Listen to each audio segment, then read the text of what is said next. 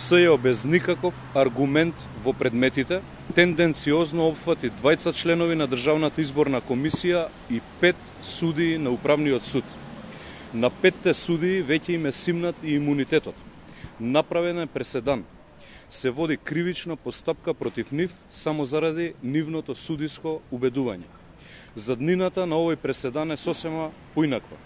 Токму Управниот суд треба да одлучува по жалбите околу изборниот процес и на овој начин преку СЈО Социјалдемократскиот сојуз испраќа порака и ги заплашува судиите кои би одлучувале, но и ги ограничува, односно го намалува бројот на судии кои што ќе постапуваат.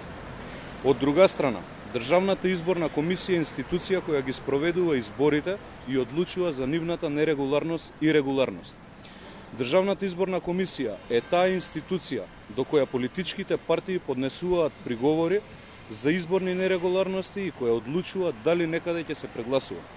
Работењето без аргументи, со заплашување и закани е специјалност на Социјалдемократскиот сојуз, а исто така и на СЈО.